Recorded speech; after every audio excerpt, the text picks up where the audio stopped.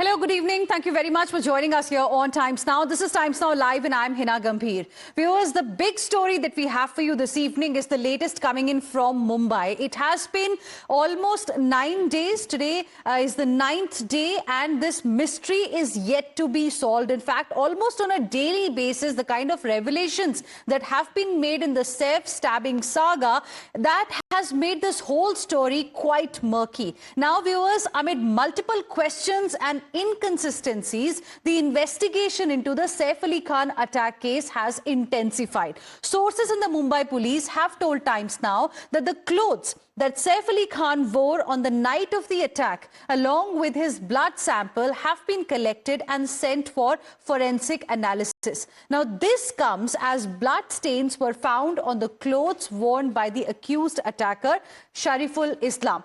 Now, the forensic analysis is going to establish whether the blood stains on the accused's clothes match Saif Ali Khan's blood sample. And there is a big twist as well that has come in. The Mumbai police now suspect involvement of more people in this case. Sources say further investigation is being conducted in this particular angle, as the cops suspect the other accomplices may have been involved in the crime. It is also learned that police are facing difficulties matching the fingerprints collected from the crime scene. Sources say that Mumbai police have collected more than 200 fingerprints from the spot.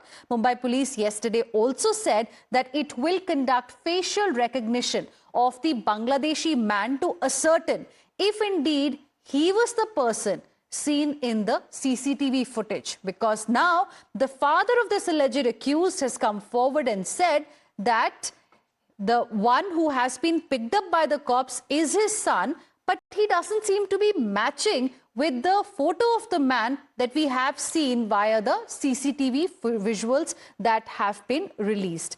Listen in to what the father said. CCTV-তে ফুটেজে দেখা যাচ্ছে সে আমার ছেলে নয়, কারণ আমার ছেলের মুখ ভারী এবং ওই ছেলের মুখ চাপা এবং চুল ঢাকানো। এই আমার ছেলে অত বড় চুল রাখে না, সে ওই ছোট করে চুল রাখে এবং উপরে ব্যাক ব্রাশ করে এবং উপরে চুল দাঁড়ানো থাকে। এই কারণে আমি বলছি সিসি ফুটেজে যে ছেলের দেখা যাচ্ছে সেই ছেলে আমার ছেলের ছবি নয়। And joining us on this debate this evening are my guests. We have Dr. Vikram Singh, former DGP Uttar Pradesh. We have Mr. Swapnil Kothari, who is a senior lawyer, and Mr. Shoaib Chaudhary, who is a TV and film producer. Good evening to all of you. Thank you very much for joining us here on Times Now. Dr. Vikram Singh, I'd like to begin this discussion with you because, just when we thought that perhaps now we will get clarity on what exactly happened on 16th of January in the wee hours inside the residence of Saif Ali Khan when he was stabbed multiple times, we have seen many twists and turns coming in. What initially looked like a burglary attempt which turned murky, which turned violent, is getting murky by the day. I want to ask you, what is your assessment of the kind of discrepancies that have now come to the fore, the latest one being father of the man who has been picked up by the Mumbai police, who said that, the man who has been picked up is indeed his son, but it doesn't seem to be matching with the picture of the accused that we see going up and down the stairs of Saif's apartment. Good evening, Hina and esteemed panelists. You very rightly mentioned that this is confusion worst confounded. There's not one confusion, there's not one fault line, innumerable fault lines, whether it is the FIR beginning from the go, and 1 hour 48 minutes when he goes to the hospital, the medical reports say something else, the doctor says something else like a PR agent. Now we come to the situation that there is more than one criminal who are willing accessories to the crime. And there is a deliberate attempt to conceal the facts. My learned friend Swapnil Kothari sir has mentioned this in very many occasions, that there is much more to it than what meets the eye. A skillful investigator would not take more than 5 hours to collect and lift the fingerprints, match them, and also identify if the wound and the laceration, 3 lacerations, 1 incised wounds, and the incised wound is 1.5 centimeters. And here you have 2.5 centimeters of a piece of knife coming inside. 1 crore demand and expected king's ransom, and you take a rotten, rusted kitchen knife to execute that robbery. Things are not adding up. Have you been able to interrogate every person in the house? Have you been able to question each and every person? What about the male servants?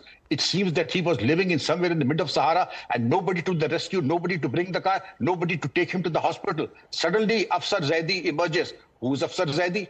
What is his role? And if he came directly to the hospital and signed, then where was the purpose of taking his minor son? He could have come straight to Guru Sharnam.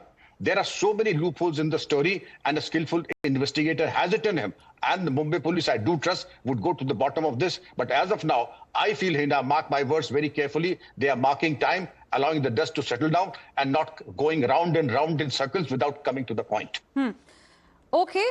Interesting points you have made. One of them clearly being that they are trying to buy time, allowing the dust to settle down. But the question is why? What is the motive? What is the intention really? And I'll come back to you on this aspect in just a bit. But before that, let me take the opening comments from Mr. Swapnil Kothari as well. As Dr. Vikram Singh was mentioning that, you know, on numerous occasions, you have also mentioned that there is more than what meets the eye. There is something that is not adding up. What makes you say that? What are the few things that you feel on which we need clarity from the Mumbai police in this particular case? Hina, it's a very simple thing. Apart from the fact that I live only just 1.5 kilometers away from where Saif stays, I'm pretty much aware of the precincts of the building, and somebody could have jumped up over the wall and made a burglary attempt, honestly, a burglary attempt, and not only in Saif's house, but maybe he was trying some other house or whatever it may be. But what the reason why I find that this is absolutely not adding up and it's absolutely fishy, and I'm skeptical about it right from the word go, is because the murder charge, the attempt to murder charge, section 109 BNS has not been added to the FIR. Now, if you have 5-6 stab wounds and if the person was fatally injured and he went through a very long operation, then why so the murder charge has not been added in the FIR? What we heard is that the investigating officer had been replaced because he did not add the attempt to murder charge. Now, okay, you've been replaced him. Now what, have you amended the FIR to include the section 109 attempt to murder charge? You haven't. So far, at least we haven't heard to that effect. Now, so that's one of the things. Secondly, the person that they've caught does not match the description, and you've heard the father say that as well. Thirdly, you have recovered some knife, third piece of the knife from Bandra Talab, which is like a proper thoroughfare, and there's just a Talab adjacent Talab to that. Now, who in blazes would go and walk on that road where millions of people are walking on that road and suddenly say, hey, you know what, I found the third piece of the knife there. And fourth, the point is to say that the lighting of, sometimes the lighting is such that you cannot figure out that whether it's the same man. Now, let me tell you something, Hina. If there is insufficient lighting in the Times Now studio, I'd still be able to figure out that whether you are Hina or Meghna or Dipti.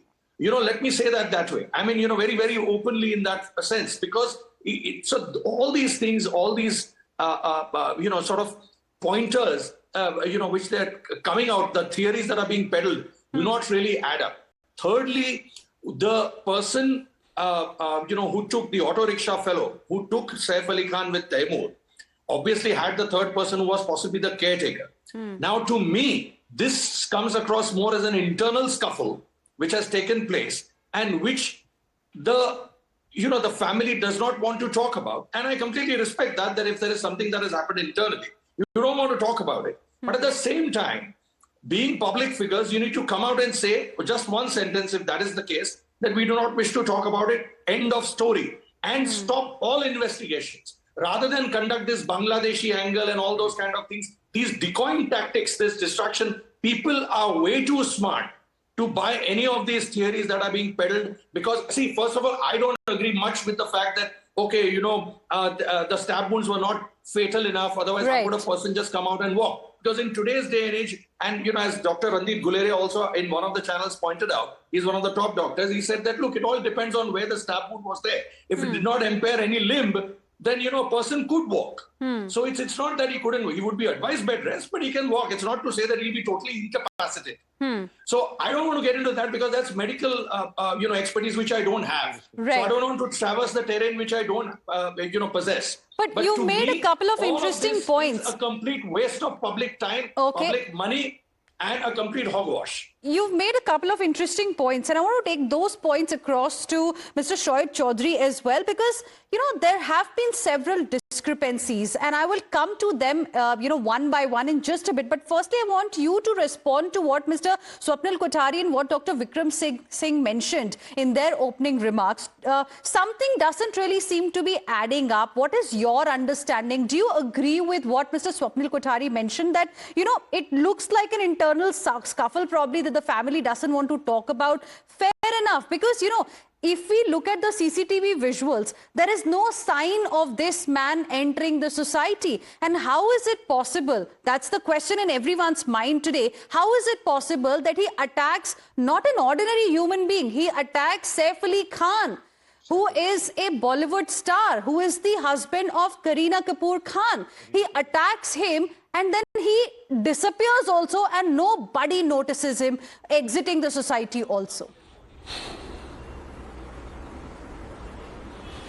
Yes, good evening to all of you. There have been major loopholes in the entire case, but I guess the confusion started when a glamour-struck doctor came out with with a smiling face to the camera, appearing on television multiple times, claiming that there have been 6 major wounds that Saif Ali Khan has suffered. Nobody from the family spoke about the wounds. It was the doctor who came out with it. And later on, when we have the final reports yesterday, it is very clearly mentioned that there were no wounds there were no knife wounds on his body.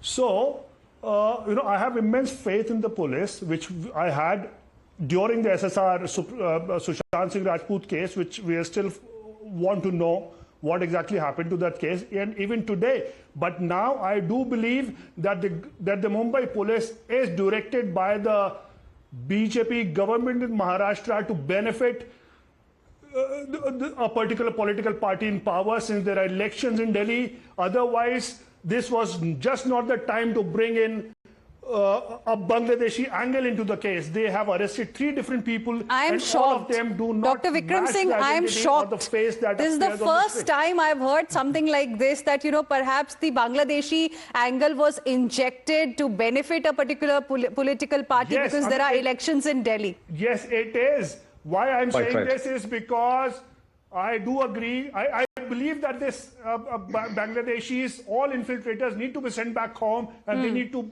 be behind bars. All So of you're them. saying that one That political bringing it party right orchestrated this benefit of entire political thing, party and, Delhi elections just to be benefit. Dr. Political Vikram Singh, advantage. Dr. Vikram Singh, yes. Hinda, with the greatest of respect to Mr. Chaudhary, I agree with his initial remarks, very much it. But the subsequent remarks, I have my own reservations about them. And what Mr. Swapnil Kothari had said, he was extremely, extremely polite. But the probability and the distinct possibility is it is an internal conflict. If they were only to say it is an internal conflict, the matter ends and nobody will ask at the next question. But to conceal one truth, you have already spoken many lies, and it is difficult to adjust those lies now. And to biggest, people have given the opportunity to bring up a bizarre twist to the whole investigation, that the Bangladeshi story has been injected so as to get political advantage in Delhi. What more bizarre it could be? Nevertheless, politics is something that is not my subject. And I would say that investigation is covered by judicial scrutiny. And unless the investigating officer has suicidal tendencies, he would never make a chop at his own roots. It is just not acceptable, because everything will be thrown. Brilliant lawyers would be arguing every word of what is there in the case diary and the charge sheet. And therefore, anybody in his right senses would not do a thing like that. Okay, Mr. Shoaib Chaudhary wants to respond to what you've said. Yes, go ahead. I need to, yeah. With all due respect to the Singh. gentleman who was just speaking before me, Mr. Dr. Vikram Singh. I say this because because on the very first press conference after this Bangladeshi guy was arrested, it was very clearly mentioned that the officer on the press conference said, "Hame shak hai ki ye Bangladeshi," without even getting the documents. ये नेपाली हो सकता था, पाकिस्तानी हो सकता था, Chinese हो सकता था. Otherwise, what was the other reason for him to come out with this? And Mr. Vikram Singh, I very recently came across an interview of yours on YouTube. You mentioned that all police officers do adhere to the orders by the ministers and the chief ministers. So that is the reason why I'm saying that. Okay, Dr. Vikram Singh, quick response, and I'll go across to Mr. Swapnil Kothari. Right now. In very honorable organization, there is a small percentage of less than 1% who are ever willing to carry out illegitimate and illegal orders. Mr. Chaudhary, I stand by what I said, but the percentage is very minimal. And I have eaten the salt of the police department for almost 40 years. And I'm very loyal to it. But the fact that the Mumbai police did not cover itself with glory in the case of Paramveer Singh, in the case of Antila case, where a contraption was planted and the subsequent murders and what murky dealings went in the police commissioner's office, Mumbai police has a good past, but these three have eroded the confidence of the public, and I do hope that they are able to recoup and recover the lost confidence that they gave in Sushant Singh Rajput's case and in earlier matters, Antila case and others. Okay. Interesting points have been raised, and I want to take some of those across to Mr. Swapnil Kothari. Now, one of them being that, this whole thing started when the doctor, by the way, the doctor who first spoke about the condition of Saif Ali Khan also said that Saif was brought to the hospital at 2 a.m. And we all felt that, it happened between 1:30 to 2. But the actual reports that have now come out suggest that he was brought to the hospital much later. Then there are discrepancies in the statements of both Saif Ali Khan as well as Kareena Kapoor Khan. There are discrepancies on who really took Saif Ali Khan to the hospital. Hina, as far as the point of the timing is concerned, where he was injured at 2 a.m. and why was he admitted at 4:11 a.m., I don't agree with that much because, when a person comes in that emergency thing, he's attended to first, and then maybe you could have, completed the paperwork and the person could have just scribbled the time, whatever came to his mind, whoever did the registration formalities. That's a fair point you're making. I don't want to, that's not relevant as far as the, the whole, when a lawyer looks at it or when a judge looks at it, it doesn't really matter much. I mean, there's just this one point could just flip that out of the equation, that part. The second part is when I mentioned something about the internal scuffle for a moment, I did not imply, that there was something on between Bebo and Saif. It could be anything else, because I believe that the two of them are pretty much, the chemistry is very palpable, and, so I don't want to step into that terrain at all because I have no knowledge of that.